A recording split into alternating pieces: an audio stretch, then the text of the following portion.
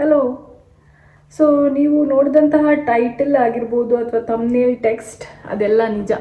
ನನಗೀಗ ಸ್ವಲ್ಪ ದಿವಸದಿಂದ more than 30 minutes at a stretch phone ನೋಡಿದ್ರೆ ನನಗೆ ಪ್ಯೂಕಿಶ್ ಫೀಲ್ ಆಗ್ತಾ ಇದೆ. ಅಂದರೆ ನಂಗೆ ಫೋನ್ ನೋಡಿ ಸಿಕ್ಕಾಬಟ್ಟೆ ವಾಕರಿಕೆ ಬಂದಂಗೆ ಆಗ್ತಿದೆ. ಐ ಫೀಲ್ ಗಿಲ್ಟಿ ಅಂತ ಅಲ್ಲ, ಬಟ್ ಲಿಟ್ರಲಿ ಬಯಾಲಜಿಕಲಿ ನನಗೆ ವಾಮಿಟಿಂಗ್ ಸೆನ್ಸೇಷನ್ ಆಗ್ತಾ ಇದೆ. ನಂಗೆ ಗೊತ್ತಿರೋಂಗೆ ಆಲ್ಮೋಸ್ಟ್ ಎಲ್ರಿಗೂ ಇದೊಂದು ಇನ್ನರ್ ವಾಯ್ಸ್ ಬರುತ್ತೆ. ತುಂಬ ಹೊತ್ತು ಫೋನ್ ಸ್ಕ್ರೋಲ್ ಮಾಡ್ತಾ ಇದ್ದಾರೆ ಅಥವಾ ಮೈಂಡ್ಲೆಸ್ ಕಂಟೆಂಟ್ ನೋಡ್ತಾ ಇದ್ದಾರೆ ಅಂತ ಅಂದಾಗ what are you doing, stop ಅಂತ.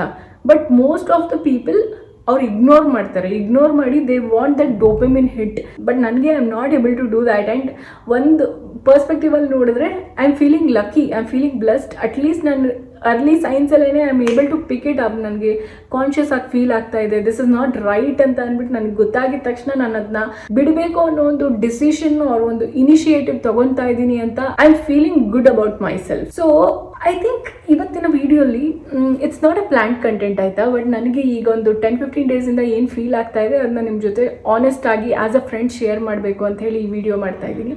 ಆ್ಯಂಡ್ ಅದರಿಂದ ನಾನು ಹೇಗೆ ಹೊರಗೆ ಬರಬೇಕು, ಈಗ ಸದ್ಯಕ್ಕೆ ನಾನು ಕಾಮನ್ ಸೆನ್ಸ್ ಯೂಸ್ ಮಾಡಿ ಏನೆಲ್ಲ ಪ್ರಾಕ್ಟಿಕಲ್ ಐಡಿಯಾಸ್ನ ಫಾಲೋ ಮಾಡಬೇಕು ಅದನ್ನೆಲ್ಲ ಮಾಡ್ತಾ ಇದ್ದೀನಿ.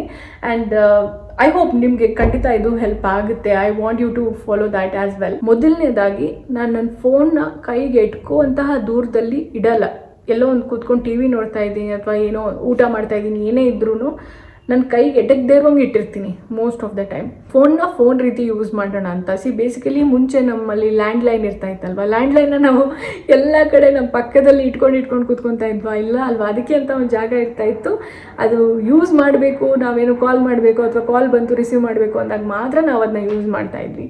ಹಾಗೆಯೇ ಬರೀ ಈಗ ಫೋನ್ಗೆ ಮಾತ್ರ ಯೂಸ್ ಮಾಡಲ್ಲ. ಆಫ್ಕೋರ್ಸ್ ಸ್ಮಾರ್ಟ್ಫೋನ್ನ ನಮಗೇನೋ ಒಂದು ಹೆಲ್ಪಿಗೆ ಬೇಕು ಅಂತ ಅಂದ್ರೂ, ಏನೋ ಒಂದು ಬ್ರೌಸ್ ಮಾಡಬೇಕು, ಏನೋ ಒಂದು ಇನ್ಫಾರ್ಮೇಷನ್ ಬೇಕು ಅಂದರೆ ಆವಾಗ ಯೂಸ್ ಮಾಡ್ತೀವಿ. ಬಟ್ ಓಕೆ, ನೀವು ದಿನದಲ್ಲಿ 10 ಸರಿನೋ 20 ಸರಿನೇ ಯೂಸ್ ಮಾಡಿ ಫೋನ್ನ ಏನಕ್ಕೋ ಬೇಕು ಅಂತ. ಬಟ್ ಏನಕ್ಕೆ ಬೇಕು ಅವಾಗ ಮಾತ್ರ ಅದ್ರ ಹತ್ರ ಹೋಗಿ. ಫೋನ್ಗೆ ಅಂತಲೇ ಒಂದು ಸ್ಪೆಸಿಫಿಕ್ ಜಾಗನ ಇಟ್ಕೊಂಬಿಡಿ ಮನೆಯಲ್ಲಿ. ಫೋನ್ ಅಲ್ಲೇ ಇರಬೇಕು. ನಿಮಗೆ ಬೇಕಾದಾಗ ಮಾತ್ರ ನೀವು ಅದ್ರ ಹತ್ರ ಹೋಗಬೇಕು. ಅದನ್ನು ನಿಮ್ಮ ಮಗು ಥರ ಎಲ್ಲ ಕಡೆ ಇಟ್ಕೊಂಡು ಓಡಾಡಬೇಡಿ ಅನ್ನೋದು. ಸೊ ಇದನ್ನು ನಾನು ಫಾಲೋ ಮಾಡ್ತಾ ಇದ್ದೀನಿ. ಇದು ತುಂಬಾ ಹೆಲ್ಪ್ ಆಗಿದೆ ನನಗೆ. ಆ್ಯಂಡ್ ಒಂದೇ ಒಂದು ಪ್ರಾಬ್ಲಮ್ ಏನಂದರೆ, ಊಟ ಮಾಡುವಾಗ ಏನೋ ಈ ಸ್ಪ್ಯಾಮ್ ಕಾಲ್ ಬಂತು ಅಂತ ಅಂದರೆ ಆವಾಗ ಎದ್ದೆದ್ದು ಹೋಗಿ ಆಫ್ ಮಾಡೋದೊಂದು ತಲೆನೋವಾಗಿದೆ. But that's okay, I can bear it, it's okay. Phone ಅಡಿಕ್ಷನ್ಗಿಂತ ಇದು ಎಷ್ಟೋ ವಾಸಿ. ಆ್ಯಂಡ್ ಎರಡನೇದು, ನಾನು ಈಗ ಒಂದು ವಾರದಿಂದ ಟ್ರೈ ಮಾಡ್ತಾ ಇದ್ದೀನಿ, ಫಾಲೋ ಮಾಡ್ತಾ ಇದ್ದೀನಿ. ಸೆಟ್ಟಿಂಗ್ಸಲ್ಲಿ ಸ್ಕ್ರೀನ್ ಟೈಮ್ ಲಿಮಿಟ್ನ ಆನ್ ಮಾಡ್ಕೊಂಡಿದ್ದೀನಿ. ಇದು ರಾತ್ರಿ 10 ಗಂಟೆಯಿಂದ ಬೆಳಗ್ಗೆ 7 ಗಂಟೆವರೆಗೂ ನನ್ನ ಯಾವುದೇ ಫೋನ್ ಆ್ಯಪ್ಸ್ ವರ್ಕ್ ಆಗಲ್ಲ. ಎಕ್ಸೆಪ್ಟ್ ಈಗ ಕಾಲ್ ಮಾಡಬೇಕು ಅಥವಾ ಟೆಕ್ಸ್ಟ್ ಮೆಸೇಜ್ ಬರುತ್ತಲ್ಲ, ಆ ಒಂದು ಆ್ಯಪ್, ಅವೆರಡು ಆ್ಯಪ್ನ ಬಿಟ್ಟು ಇನ್ಯಾವ ಆ್ಯಪ್ಸು ವರ್ಕ್ ಆಗಲ್ಲ. ಲಿಟ್ರಲಿ ಫೋನ್ ಕ್ಯಾಮ್ರಾ ಕೂಡ ವರ್ಕ್ ಆಗಲ್ಲ, ಗ್ಯಾಲರಿ ಕೂಡ ವರ್ಕ್ ಆಗಲ್ಲ. Everything will shut down. ನಿಮಗೆ ಅಂತ ಎಮರ್ಜೆನ್ಸಿ ಬೇಕೇ ಯೂಸ್ ಮಾಡಬೇಕು ಅಂದರೆ ಸೆಟ್ಟಿಂಗ್ಸಲ್ಲಿ ಹೋಗಿ ಚೇಂಜ್ ಮಾಡಿಕೊಂಡು ಯೂಸ್ ಮಾಡ್ಕೊಳ್ಬೋದು. But I don't do that. 10 ಗಂಟೆಯಿಂದ 7 ಗಂಟೆವರೆಗೂ ಫೋನ್ ಎಲ್ಲೋ ಇರುತ್ತೆ, ನಾನೆಲ್ಲೋ ಇರ್ತೀನಿ. I will be reading my book ಅಥವಾ ಮಲ್ಕೊಳ್ತೀನಿ, ಆರಾಮಾಗಿ ನೆಮ್ಮದಿಯಾಗಿ ಮಲ್ಕೊಳ್ತೀನಿ. ಆ್ಯಂಡ್ ಸ್ಟ್ರಿಕ್ಟ್ಲಿ ಬೆಳಿಗ್ಗೆ ಒಂದು 1/2 hour ಆ್ಯಂಡ್ ರಾತ್ರಿ 1 hour ಬುಕ್ ಓದಲೇಬೇಕು. ಒಂದು ಬೆಳಿಗ್ಗೆ I am reading something about our country, and ಇನ್ನೊಂದು it's not fictional book, it's about documentary ಥರ. ಆ್ಯಂಡ್ ರಾತ್ರಿ ಹೊತ್ತು ನಾನು ಪ್ರೀವಿಯಸ್ ವಿಡಿಯೋ ಶೇರ್ ಮಾಡಿದ್ದೆ, ನಾರ್ವೇಜಿಯನ್ ವುಡ್ ಬುಕ್ನ ಓದ್ತಾ ಇದ್ದೀನಿ. It's a fiction. ಸಡನ್ನಾಗಿ ಕಿವಿಲೇನೋ ಆಯಿತು. ಸೊ ರಾತ್ರಿ ಹೊತ್ತು ನಾರ್ವೇಜಿಯನ್ ವುಡ್ ಬುಕ್ನ ಓದ್ತಾ ಇದ್ದೀನಿ. It's a fiction, it's a cute love story. And in case ಏನೋ ಒಂದು ಡಿಫಿಕಲ್ಟ್ ವರ್ಡ್ಸ್ ಅಂತ ಅಂದರೆ I don't Google it immediately. ನನ್ನ ಪಕ್ಕದಲ್ಲಿ ಒಂದು ನೋಟ್ ಪ್ಯಾಡ್ ಇಟ್ಕೊಂಡಿರ್ತೀನಿ. ಸೊ ಏನೇ ಡಿಫಿಕಲ್ಟ್ ವರ್ಡ್ಸ್ ಇದ್ದರೂ I just right it down. ಆಮೇಲೆ ನಾನು ಅದನ್ನ ಚೆಕ್ ಮಾಡ್ತೀನಿ, ಡಿಫಿಕಲ್ಟ್ ವರ್ಡ್ಸ್ ಮೀನಿಂಗ್ಸ್ನ ಫೋನಲ್ಲಿ. ಸೊ ಇನ್ನೊಂದು ಏನಂತ ಅಂದರೆ, ನಾನು ಫೋನ್ ಯಾವಾಗ ಯೂಸ್ ಮಾಡ್ತಾ ಇದ್ದೀನಿ ಅನ್ನೋದನ್ನು ನಾನು ಫಸ್ಟ್ ಕಂಡಿಡ್ಕೊಂಡೆ. ಐ ಥಿಂಕ್ ಮೈಂಡ್ಲೆಸ್ ಆಗಿ ನಾನು ಫೋನ್ ಯೂಸ್ ಮಾಡೋಂತಹ ಟೈಮ್ ಅಂತ ಅಂದರೆ ಮಧ್ಯಾಹ್ನ ಊಟ ಆದಮೇಲೆ ಒಂದು ಸ್ವಲ್ಪ ನ್ಯಾಪ್ ತೊಗೊಳ್ಳೋಣ, ಒಂದು ಚಿಕ್ಕ ನಿದ್ದೆ ಮಾಡಿ ಇಳೋಣ ಅನ್ನೋ ಟೈಮಲ್ಲಿ ನಾನು ಫೋನ್ ಯೂಸ್ ಮಾಡ್ತಿದ್ದೀನಿ.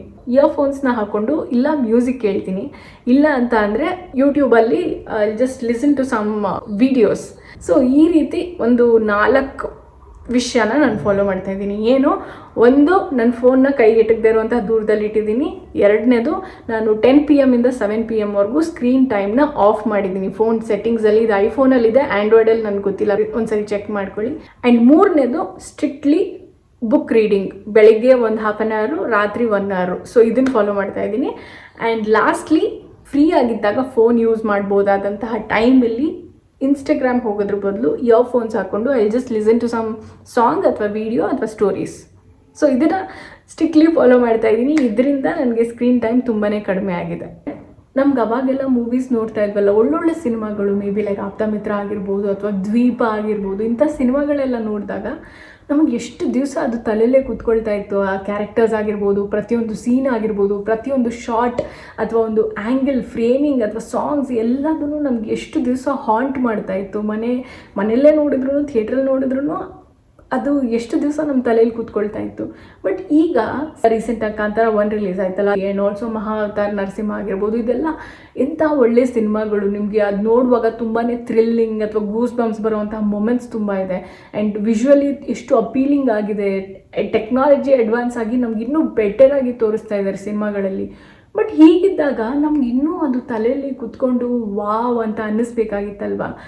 ಬಟ್ ಆ ಮೂಮೆಂಟಲ್ಲಿ ಏನೇ ಚೆನ್ನಾಗಿ ಅನಿಸಿದ್ರು ಮೂವಿ ನೋಡ್ಕೊಂಡು ಮನೆ ಬರೋದ್ರೊಳಗೇನೆ ನಮ್ಗೆ ಎಷ್ಟೊಂದು ಮರ್ತೆ ಹೋಗಿರ್ತೀವಿ. ಅದು ತಲೆಯಲ್ಲಿ ಕೂತ್ಕೊಳ್ತಾನೆ ಇಲ್ಲ. What is the problem is that ನಾವು ತುಂಬ ಸ್ಕ್ರೀನ್ನ ನೋಡಿದಾಗ, ತುಂಬ ಇನ್ಫಾರ್ಮೇಷನ್ನ ಇಲ್ಲಿ ತಲೆಗೆ ಹಾಕಿದಾಗ ಅದು ಕೂತ್ಕೊಳ್ಳಲ್ಲ. ಎಷ್ಟು ಅಂತ ಹಿಡ್ಕೊಳ್ಳುತ್ತೆ. ನಮ್ಮ ತಲೆನ ಒಂದು ಫೋನ್ ಸ್ಟೋರೇಜ್ ಅಂತ ಅಂದ್ಕೊಂಡ್ರೆ ಅಷ್ಟು ಮಾತ್ರ ಇನ್ಫಾರ್ಮೇಷನ್ ಇಟ್ಕೊಳ್ಳೋಕೆ ಸಾಧ್ಯ ಅಲ್ವಾ. ಫಾರ್ ಎಕ್ಸಾಂಪಲ್, ನೀವೇ ಈಗ ನನ್ನ ವೀಡಿಯೋಸ್ನ ಭಾನುವಾರ ನೋಡಿದ್ರು ಎವ್ರಿ ಸಂಡೇಸ್, ನಿಮಗೆ ನೋಡುವಾಗ as I should follow this ಅಂತ ನಿಮ್ಗೆ ಕೆಲವು ಪಾಯಿಂಟ್ಸ್ ಅನಿಸಿರ್ಬೋದು. ಫಾಲೋ ಮಾಡೋದು ಬಿಡಿ, ಬಟ್ ಅದರಲ್ಲಿ ಎಷ್ಟು ಪಾಯಿಂಟ್ಸ್ ನಿಮಗೆ ನೆನಪಿತ್ತು ವಿಡಿಯೋ ನೋಡಿ 1 ಅವರಲ್ಲಿ, ಎಷ್ಟು ಪಾಯಿಂಟ್ಸ್ ಈಗ ನೆನಪಿದೆ? It's very very very minimal ಅಲ್ವಾ. ಇದರಿಂದ ನಮಗೆ ಒಳ್ಳೆ ಕಾಂಟೆಂಟ್, ಒಳ್ಳೆ ಮೂವೀಸ್ ಏನೇ ಬಂದರೂ ನಮಗೆ ಫ್ರಮ್ ಹಾರ್ಟ್ ಎಂಜಾಯ್ ಮಾಡೋಕ್ಕಾಗ್ತಾ ಇಲ್ಲ. We are not able to relish it. ಆ ಇನ್ನಸೆನ್ಸ್ ಹೊರಟೋಗ್ತಾ ಇದೆ. ಆ್ಯಂಡ್ ಆ ಒಂದು ಫ್ರೆಶ್ ಮೈಂಡ್ಸೆಟ್ ಕೂಡ ಇಲ್ಲ ಜನರಲಿ. ಸೊ ಈಗ ನನಗೆ ನನ್ನ ಪೇರೆಂಟ್ಸ್ ಆಗಿರ್ಬೋದು ಅಥವಾ elders basically back to back reels ಕಳಿಸ್ತಾ ಇದ್ದಾರೆ ಅಂತ ಅಂದರೆ I don't feel wow they have become cool, ಪರವಾಗಿಲ್ವೇ ಅಂತೆಲ್ಲ ಅನ್ಸಲ್ಲ. It breaks my heart literally. ಇವರು ಯಾಕೆ ಇಷ್ಟು ಅಡಿಕ್ಟ್ ಆಗ್ತಾ ಇದ್ದಾರೆ? ಯಂಗ್ಸ್ಟರ್ಸ್ ಅದರಿಂದ ಹೊರಗೆ ಬರೋಕ್ಕೆ ಟ್ರೈ ಮಾಡ್ತಾ ಇದ್ದಾರೆ. ಕೆಲವರು ಅರ್ಥ ಆಗಿದ್ದವರು, ಬಟ್ ಅರ್ಥ ಆಗದಿದ್ದವರು ಆ ಪ್ರಾಬ್ಲಮಲ್ಲಿ ಇದ್ದಾರೆ ಅನ್ನೋದೇ ಅವ್ರಿಗೆ ಗೊತ್ತಾಗ್ತಾ ಇಲ್ಲ.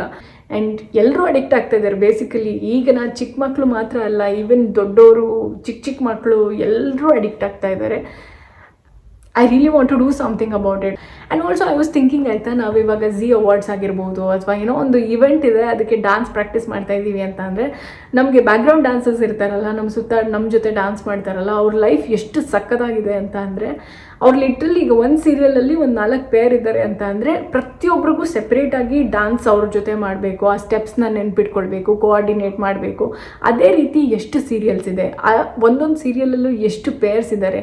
ಅವ್ರು ಪ್ರತಿಯೊಬ್ಬರ ಜೊತೆನೂ ಇಡೀ ದಿವಸ ಡ್ಯಾನ್ಸ್ ಪ್ರಾಕ್ಟೀಸ್ ಮಾಡಬೇಕು, ಅದನ್ನು ನೆನ್ಪಿಟ್ಕೊಳ್ಬೇಕು ಅಂತ ಅಂದರೆ I think their mental health is too good. You don't get time. ನಿಮ್ಗೆ ಕೂತ್ಕೊಂಡು ಸ್ಕ್ರೋಲ್ ಮಾಡೋಕ್ಕೂ ಅವ್ರಿಗೆ ಟೈಮ್ ಸಿಗ್ತಾ ಇರಲಿಲ್ಲ. They have to dance.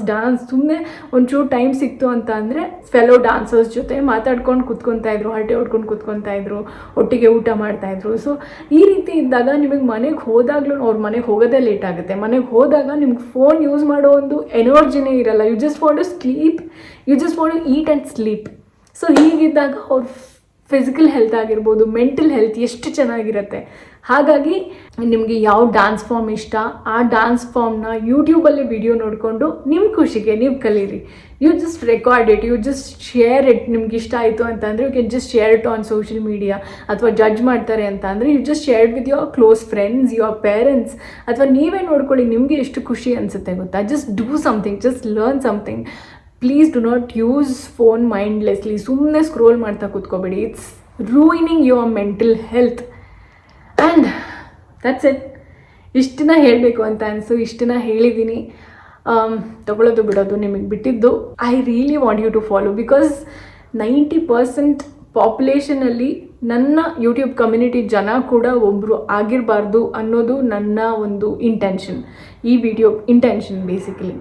What ever you are doing, please know why you are doing that. ಯಾಕೆ ಮಾಡ್ತಾ ಇದ್ದೀರಾ ಅನ್ನೋದನ್ನು ತಿಳ್ಕೊಂಡು ಆಮೇಲೆ ಮಾಡಿ. And please be conscious being. ನಿಮ್ಗೇನೋ ಒಂದು ಮೈಂಡಲ್ಲಿ ವಾಯ್ಸ್ ಬರ್ತಾ ಇದೆ, ಐ ಶುಡ್ ಸ್ಟಾಪ್ ಇಟ್ ಅಂತ ಅಂದರೆ ಪ್ಲೀಸ್ ಸ್ಟಾಪ್ ಇಟ್.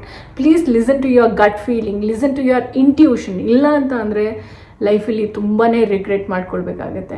ಆ್ಯಂಡ್ ನಾನು ಕೂಡ ಇದು ಎಕ್ಸ್ಪೀರಿಯನ್ಸಲ್ಲಿ ಹೇಳ್ತಾ ಇದ್ದೀನಿ, ಕೆಲವು ವಿಷಯಗಳು ನನಗೆ ಎಷ್ಟೊಂದು ಸರಿ ಇಂಟ್ಯೂಷನ್ ಬಂದಿದ್ರು ಐ ಶುಡಂಟ್ ಡೂ ದಿಸ್ ಅಥವಾ ಐ ಡೂ ದಿಸ್ ಅಂತ ಅಂದಾಗ್ಲೂ ನಾನು ಅದನ್ನ ಇಗ್ನೋರ್ ಮಾಡಿ ಅದ್ರ ಆಪೋಸಿಟಲ್ಲಿ ಏನೇ ಮಾಡಿದ್ರು ಅದರಿಂದ ನನಗೆ ನನ್ನ ಮಾತು ನಾನು ಕೇಳಬೇಕಾಗಿತ್ತು ಅನ್ನೋ ಒಂದು ಫೀಲಿಂಗ್ ತುಂಬಾ ಕೆಟ್ಟದಾಗಿರುತ್ತೆ. That regret is really bad. So ನಿಮ್ಮ ಗೈಡ್ ನೀವೇ ಆಗಿರ್ಬೋದು. Listen to your gut feeling. ಯಾವಾಗ ನಿಮಗೆ ತುಂಬ ಫೋನ್ ಯೂಸ್ ಮಾಡ್ತಾ ಇದ್ದೀನಿ ಅಂತ ಅನ್ನಿಸ್ತಾ ಇದ್ದರೆ please just stop it. Listen to your mind. That's all you have to do. And that's it for this video. ಮುಂದಿನ ವಿಡಿಯೋಲಿ ಸಿಗೋಣ. Take care. ಲಿವ್ ಮೈಂಡ್ಫುಲಿ.